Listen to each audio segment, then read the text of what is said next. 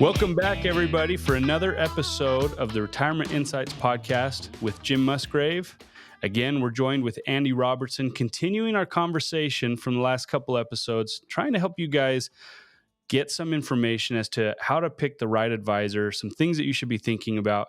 And today, we're talking about a super important topic that we feel is maybe largely abused in terms of the term and maybe hugely misunderstood as to what it actually is and what it means to you, our listeners. So we're going to talk about fiduciaries.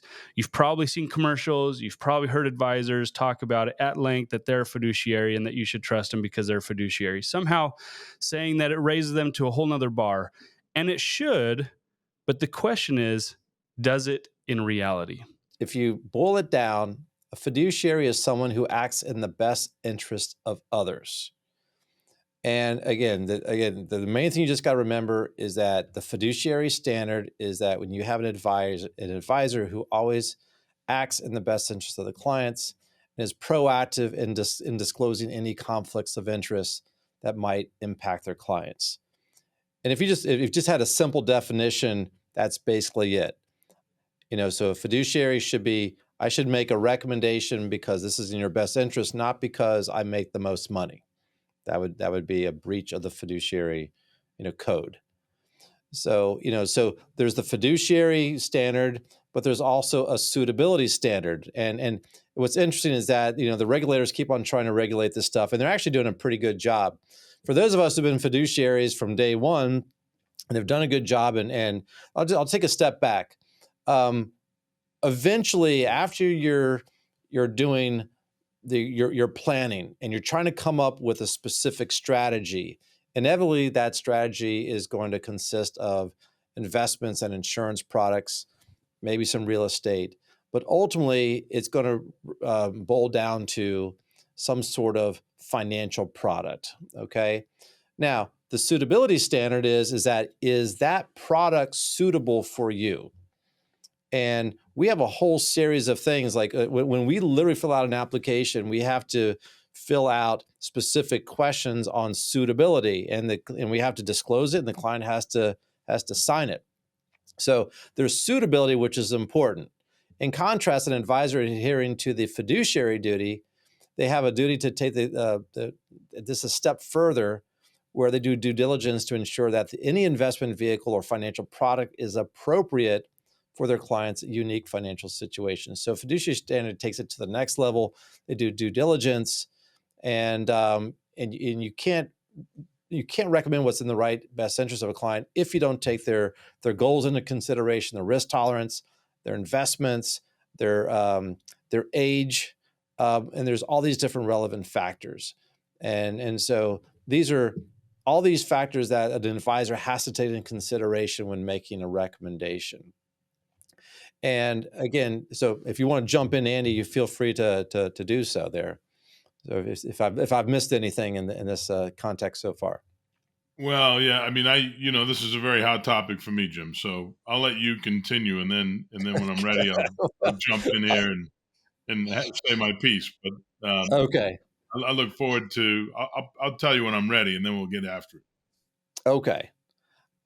We kind of get into some details of if you are securities licensed and you are a broker dealer, you may not be held to as high of a fiduciary standard because you're basically kind of representing the firm, and so there may be different standards between broker dealers than an actual fiduciary.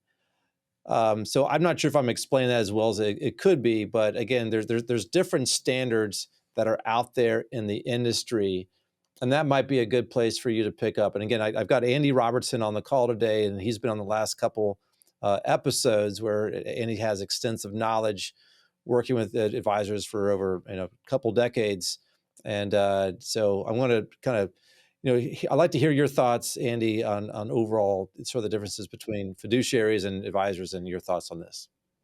As you know, this has become a really hot topic here in the last, probably decade or so, and predominantly because the term financial advisor is used by everyone. So it's a general term used by everyone whether they're actually held to the standard of an advisor or not. So those who are held to a fiduciary standard, those are investment advisor representatives like yourself. If you actually represent an investment advisor, you are held to a fiduciary standard. Conversely, if I'm a registered representative of a broker dealer, I'm held to a suitability standard. However, I could be a registered representative of the broker dealer, and my duty is to the broker dealer first. I could be an investment advisor representative for the investment advisory firm, but by regulation, my duties to the client first. In spite of the fact that we're held to two totally different standards, we're both allowed to use the term financial advisor. So that's where the kind of the concern comes about from a regulatory perspective, because they want to make sure that the consumer understands that there is a difference between someone who's held to a fiduciary standard versus someone who's held to a suitability standard. And you touch on, Jim, but I'll take it one step further. The primary, real at its core fundamental difference is if I am held to a suitability standard. So if I'm a registered representative of a broker dealer, I can be conflicted and I do not have to disclose it. So how can I meet the suitability standard and be conflicted? Let's give a simple example. Let's say you have a client who needs income and they need $10,000 of income for the rest of their life, and you work for a broker dealer and you're looking at two different income solutions. Both income solutions are going to pay your client $10,000 a year for the rest of their life. One pays you twice as much as the other, as the advisor or the salesperson in this case. I sell the one that pays me twice as much as the other. I have no duty to disclose to you that I made twice as much selling this one over the other one. Not only that, when you open up a brokerage account, in the small print, it says very clearly, not only can this registered representative be conflicted, they don't have to disclose it. Now, compare and contrast that with somebody who's held to a suitability standard, an investment advisor representative, they have to disclose any conflicts that may exist. So not only do they have to put the client's interest before their own, first and foremost, but secondarily, if a conflict of any kind does appear to exist, they have to disclose it before they can do anything with the client. So that's the fundamental difference. And there's been an ongoing debate about, whether or not it's appropriate for the registered representative to carry the moniker of financial advisor, given they're really held to a different standard. Now, I'll go back and say this. I believe it's all about philosophy. I work with financial advisors who are registered representatives of a broker dealer and act as a fiduciary in every way. Not that they're required to, but from a conscious, their consciousness is such that they feel like they have to operate that way. So the fact that they hold a license that requires them simply to meet a suitability standard doesn't mean, philosophically they won't hold themselves to a fiduciary standard. You don't have that luxury as a fiduciary. You have to hold yourself to that standard, or you run the risk of running afoul of the regulation. So beyond that, the other thing I would say about this kind of ongoing dialogue and debate is, aside from the fact that it's really philosophical in many ways, it isn't automatically true that just because I'm not a fiduciary doesn't mean I don't act as a fiduciary. But beyond that, I've seen, and I think you guys can agree, since this argument has kind of taken shape and come on the scene in full force, there's a lot of people that hold themselves out as fiduciaries. And really the intention of holding themselves out as a fiduciary is it's almost a marketing approach, right? I have to, unlike, the person across the street, I have to do what's in my client's best interest. And while there's some truth to that, right? Because ultimately they can't be conflicted, they just have to disclose it. That doesn't automatically mean philosophically they're in the place you need them to be to deliver on the goals and objectives you have in retirement. So there's the fundamental difference between a suitability standard and a fiduciary standard, a registered rep and an investment advisor representative, is ultimately the standard they're held to. One does not have to disclose, the other does. At the end of the day, you want to find somebody philosophically that is going to focus on doing the right thing for you, regardless of what's happening. And they're capable of doing so because they're truly specialists, not generalists who happen to have a certain license, right? So the point you made earlier was a registered representative has a different license than an investment advisor representative. They're both theoretically doing the same thing. They're just held to different standards. But ultimately, it comes down to philosophically, where is that financial advisor positioned in the planning process? Are they a journalist or a specialist? So I don't know if I No, no, answered. that's a great point. And just to kind of add to that, I was actually talking to our head compliance officer yesterday because I was just kind of talking to him about this very topic. And he said, when you're an advisor, you have a fiduciary duty to recommend what you feel is in the client's best interest. Well, if you hypothetically feel that investments are the best solution for all problems, and perhaps insurance products are inferior in your perception, then you can still hold yourself as a fiduciary and make a recommendation, although you philosophically feel that insurance products are not as good as your money management. And that's a real problem.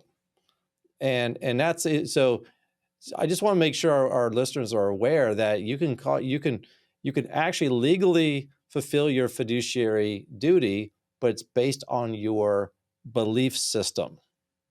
Yeah, that's Which exactly right. right? And That's and exactly and, right. and we and we kind of talked about this a little bit before, Andy, but so you've got a suitability standard, which is the product suitable. Then you take them to the next level to a fiduciary standard. But I think what's even higher than that, what they don't even talk about, is a moral standard. And are you morally recommending what's best for the client? And I'll give you an example. One of the clients I've been working with recently, we were actually looking at a fixed indexed annuity with an income rider.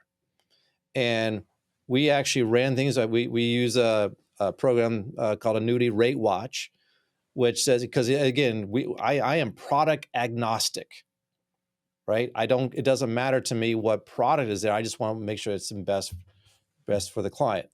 So we ran this, and we literally had an application filled out because I basically some time went by, and he said, you know what? I want to make sure that this is the best thing for them. I reran the quotes, and that product that I had ran was not the best product that's out there. So I actually said, listen, I even had this, I had the application written, but I hadn't sent it to the client yet. I said, you know what? We needed to talk to this woman about, hey, we ran the numbers again, and because the rates changed, that there's a better solution out there than what I initially, recommended to you. Now, many advisors would say, hey, I got it sold, I'm just going to sell it. And that's not necessarily in the best interest.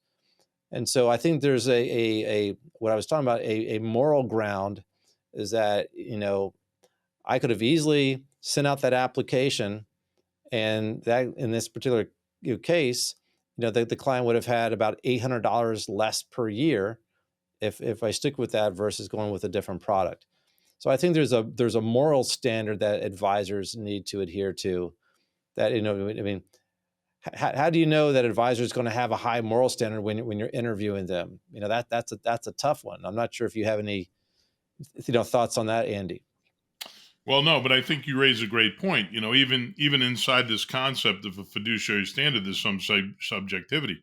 Your compliance person laid that out for you very clearly, and you see it, and I see it every day firsthand. At the end of the day, if it's a defendable position, philosophically, then you can potentially get by with the recommendation that you made. But ultimately, I think what it comes down to, and I've said this anytime you've invited me to be on this podcast, is what's really in the person's heart. What do they believe philosophically? So Social Security is maybe the best example there is, Jim, and you and I have talked about this on numerous occasions. The idea that I could hold myself out as a retirement income specialist, that I could focus on building retirement income plans for my clients using the capital that they've accumulated throughout their entire life, and completely ignore the impact Social Security may have on the outcome of that plan, whether or not they have enough capital, whether or not they run out of money while they're alive versus having twice as much as they started with. The fact that I can ignore that simply because I can say I don't get paid to give Social Security advice is a perfect example of how subjective even a fiduciary standard is. So I can hold myself out as a fiduciary, I can build retirement income plans, and I can completely ignore Social Security under the guys that I don't get paid to give Social Security advice. So no, I think your point is accurate. You need to figure out whether or not the person you're working with is A, a specialist, and B, philosophically is aligned with you. Now, for me, not only do we educate financial advisors on the intricacies of Social Security, but as you know, Jim, we've built the software, the Social Security optimization software, which takes a quantitative approach to determining which Social Security filing strategy is most effective for you. Everybody's situation is unique and different. We boil it down to the bottom line. Can taking benefits at a different time put you in a better position, give you more guaranteed income, give you more inflation adjusted income, give you more tax efficient income, give you more survivor income, and do it for less capital? If you work your butt off and save between you and your spouse, you save $1 million in a 401k plan. Why would you ever move forward with a plan that requires you to commit all $1 million if there was a solution out there that could allow you to build that same plan for $500,000 and free up $500,000 that you can invest for growth, right? And position it for legacy and protection for the surviving spouse? You wouldn't if the person you were working with philosophically felt it was important to go the extra mile and quantify the impact that Social Security could have. But if that person isn't embracing Social Security and they're a retirement income specialist, how could they possibly actively be working in your best interest? Right. And I think that's a good point. It's just another example that you can hold yourself out as a fiduciary, but maybe missing some critical components of that planning, which may not be necessarily in the best interest. So it's an interesting quandary. So this is the challenges that we advisors have to kind of deal with on a regular basis. What's interesting is I've been thinking about this while you guys have been talking, and that is, why was the fiduciary standard created in the first place? And naturally, I mean, if I and this may be a crude way to kind of define it, but if the suitability model is not required to disclose conflicts of interest, and the fiduciary is, I have to believe that part of the reason why it was created was because there was issues, advisors abusing their roles as suitability, and clients wanting more accountability. And so they said, okay, well, let's raise the bar to a certain degree, and let's create a better standard for the average retiree or the average investor, whoever who is a client of these advisors. Either way, there's still a benchmark of at least a bare minimum. But what every retiree or person who's looking to retire should expect is not that their advisor will do just the bare minimum of what's required, but will truly go above and beyond that level. And from a moral standpoint, as you talk about it, Jim, of just being a true, honest, good person to take care of the people that they work with. And I think it's so important that retirees understand this, that you can't put a definition to a trustworthy person. They are either trustworthy at their core or they're not as trustworthy at their core. But by simply having some sort of designation does not necessarily mean that at their core they are a reliable person in that regard. And so you start to look at some of the things like the questions that we talked about last time, or looking about the specialist, which we'll cover in our next episode. Some of these types of things help the retiree identify maybe who is going to be somebody that will take their best interest truly at heart, and from a moral standpoint deliver the best possible plan. There are certain things that you can gauge and look at, and we should talk about that a little bit here. We don't want to come off bashing people. And again, there's advisors by and large are very good people as a whole, right? But at the same time is that there's always one or two bad apples over time that, the regulators kind of start to try to do what's best for the public. And so, and I have an example of a best interest review form. So if, for example, like one of the biggest, suitability issues out there are annuities or insurance products. But when I literally fill out a form, I have to put down there, well, what did I recommend? What were the various investment options that I recommend? What were the risks, the rewards, the costs of things? I have to disclose that. I actually have to, if I'm presenting a specific product, the form says, well, what other products did you show the client? And are they suitable? and what are the costs, what are the fees, what are the expenses. So I think the regulations are catching up with that. And I think that's a really good thing because, again, it helps to have more transparency and full disclosure. But again, as I said at the beginning, that's the best interest review, and that's suitability. And again, so you can fill this out and kind of, and say, hey, from a compliance point of view, this is suitable, and kind of get it through the compliance. But again, we're going back full circle to the fiduciary. Is that really in the client's best interest? But at least the industry has put together some requirements that make the advisor disclose. Did they recommend multiple products? Did they take this into consideration? So it's kind of sad that the regulators have to set a minimum for moral standards and fiduciary standards. But I think overall it's a very good thing. For being in the business for 25 years, I used to hate compliance, but the longer I'm in it, I really see it as a blessing, because I see this kind of stuff as an advantage, and I see it as a selling point. Because if you're doing the right thing for clients and to say, hey, listen, we're trying to accomplish this, and we have all these different tools in the toolbox, let's compare the pros and cons of these different options. And I do that anyway, but I think it's good that you actually have to put it on a form, and the client actually sees that and signs off on it, because now you also reduce buyer's remorse, because you remind that we went through a process to come to that conclusion. So anyway, I mean, I think overall the industry is doing a reasonably good job with fiduciary stuff. But I think one of the main points that we're trying to make in this episode is that just because somebody calls themselves a fiduciary, doesn't mean that necessarily that they're making recommendations in your best interest, because it kind of depends on what their philosophical point of view is. Although we love the fiduciary standard, and I think that's a good thing. But all we're trying to do is just kind of create some awareness. And I think it kind of goes back to our last podcast, what sort of the things that you need to know about your advisor before you talk to them. And I think it's always good to get references if you're considering working with somebody new. So Andy, did you have any final thoughts on this? Just that I agree with you wholeheartedly. So whether it's a license or it's a designation, those are certainly indicators that somebody's going to work in a certain way, and maybe have a certain focus. But at the end of the day, it comes down to philosophically, is this person a match for me? And are they specializing in the area in which I need the most help? So those other things are really important to know and understand. But what's most important is the person I'm facing off with, whether they be held to a fiduciary standard or a suitability standard. Philosophically, where are they, and are we aligned? Are they committed to doing the kind of work I need to make my plan a success? Not just everybody's plan, but my plan. And I think that's what it comes down to. It's all, as we've said, I think this is the third podcast you've had me on. I think we've said from the beginning, it's all about philosophy, really. At the end of the day, there's a lot of wiggle room. It comes down to who am I facing off with and where are they at philosophically.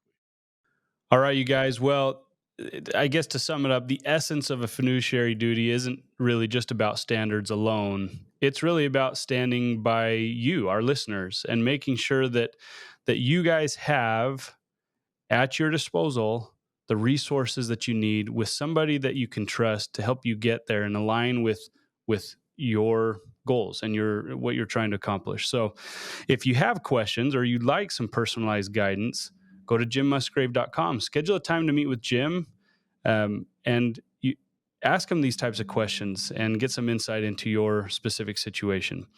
Also, don't forget to join us on our next episode. We kind of just talked about it a little bit, but we are going to dive into the essence of what it means to be a specialist and why you, as our listeners, really should be looking at a specialist more so than just the general financial advisor when it comes to income planning or the retirement phase of retirement. So join us on our next episode. Thank you for joining us today, and we'll see you on the inside.